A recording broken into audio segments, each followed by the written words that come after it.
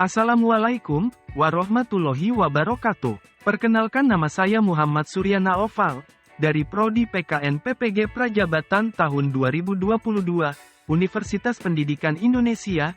Kali ini saya akan membahas mengenai demonstrasi kontekstual topik 5 Filosofi Pendidikan Indonesia, gambaran yang kontekstual tentang pendidikan yang berpihak peserta didik dan memerdekakan peserta didik dalam pendidikan abad ke-21.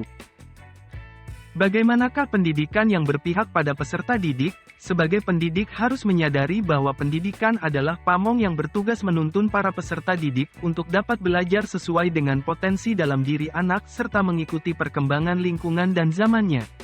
Sehingga pendidikan harus berpihak pada peserta didik serta menghargai akan keberagaman. Pendidikan yang berpihak pada peserta didik.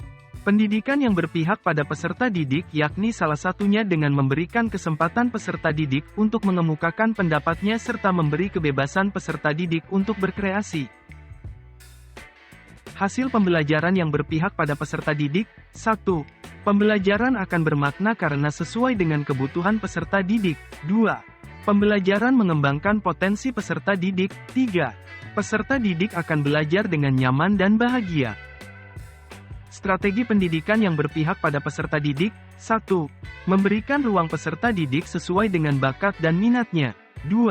Meluangkan waktu, belajar dan bermain sehingga pembelajaran menyenangkan. 3.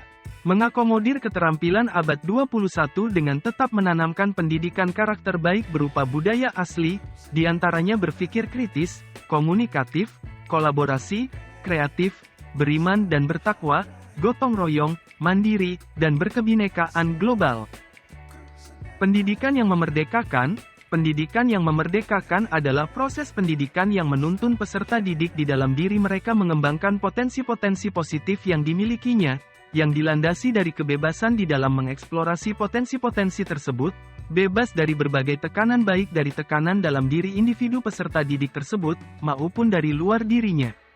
Dengan demikian pendidikan yang memerdekakan ini haruslah dilandasi dengan prinsip AMONG. Pendidikan yang memerdekakan. Pendidikan yang memerdekakan menurut Ki Hajar Dewantara adalah suatu proses pendidikan yang meletakkan unsur kebebasan anak didik untuk mengatur dirinya sendiri, bertumbuh dan berkembang menurut kodratnya secara lahiriah dan batiniah. Prinsip pendidikan yang memerdekakan, sebuah paham yang diaplikasikan melalui pemikiran yang merdeka, yaitu pemikiran seorang pendidik yang bebas tidak terbelenggu. Pemikiran bahwa kita harus bertanggung jawab atas apa yang terjadi pada peserta didik yang dititipkan ke kita dalam hidupnya.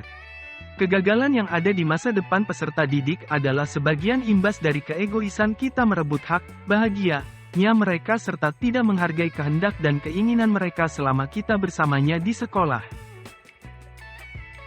Praktik pembelajaran yang dapat diterapkan. Praktik pembelajaran yang memantik kita untuk selalu merefleksi. Proses pembelajaran bisa dari peserta didik sesuai dengan kebutuhan peserta didik. Praktik pembelajaran yang harus dihilangkan. Praktik pembelajaran yang tidak mempedulikan kebutuhan dan karakteristik peserta didik. Berikut ini adalah contoh implementasi pendidikan yang memerdekakan dan berpihak pada peserta didik. Sekolah Kembang. Sekolah Kembang adalah sekolah yang berkomitmen untuk membentuk pusat pendidikan usia dini dengan lingkungan belajar yang kondusif, agar peserta didik tumbuh menjadi seorang yang suka belajar sepanjang hidupnya dengan rasa bahagia dan antusias.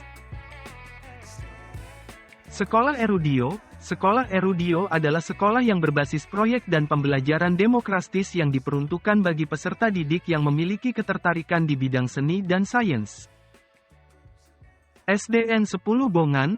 SDN 10 Bongan adalah sekolah dasar yang mengembangkan siswa berakhlak mulia, berilmu, bermutu, berwawasan lingkungan yang dijiwai dengan nilai-nilai budaya dan karakter bangsa. Sanggar Anak Akar. Sanggar Anak Akar adalah organisasi yang berfokus pada pendidikan dan perlindungan anak yang mengambil model pendidikan sekolah dengan pembelajaran mandiri berbasis komunitas sebagai model praksis pendidikan humanistik.